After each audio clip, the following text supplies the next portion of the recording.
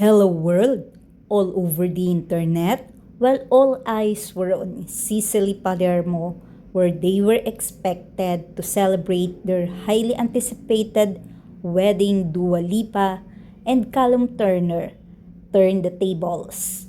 How?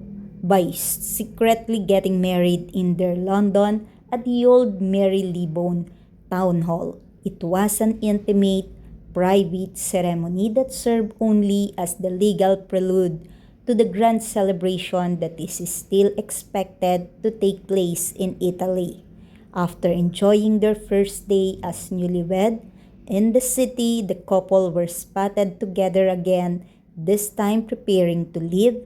Smiling as they carried their luggage, they headed to the airport, where a flight to the stunning island of Sicily was most likely waiting for them as they celebrate their union with friends and family, and to do so they choose as their location a spectacular villa whose story begins and continues with them as an act of love. It was the Princess of Gravina and Valguernera, Anna Gravina, who commissioned in 1712 the Dominican architect Tommaso Maria Naples the construction of the spectacular Villa Valguernera, convinced as a love gift for Joseph del Bosco Sandoval, the prince who married on the second weddings after becoming a widow, an authentic union different than combined, sealed by the scenic residence of Bagheria, sublime symbol of Sicilian Baroque, which offered the two lovers an evocative view over the Gulf of Palermo and Cefalo. Inherited later by the grandchildren of the original owners, the villa is enriched with new fascinating stories, symbols, and peculiar structures such as the three-way temple that culminates in the Montognola, the artificial hill that identifies the latter shop on a journey to knowledge, refuge for persecuted intellectuals and enlightened artists, but also a destination for lavish banquets and extravagant parties.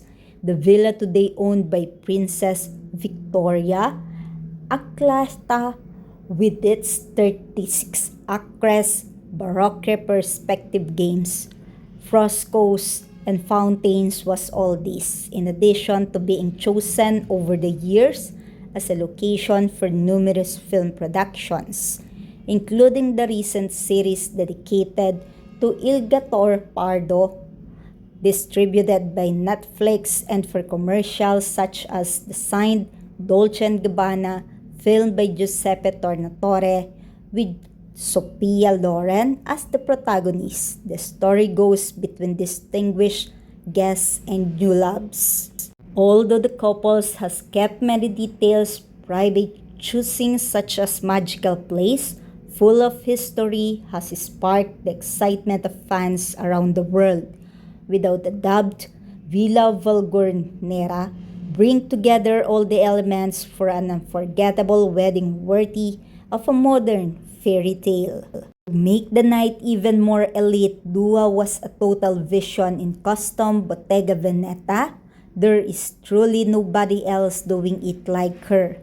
Absolutely chic beyond belief and serving pure perfection for her wedding era. In the heart of Palermo, Italy, the wedding festives begin. Let's all watch the celebration.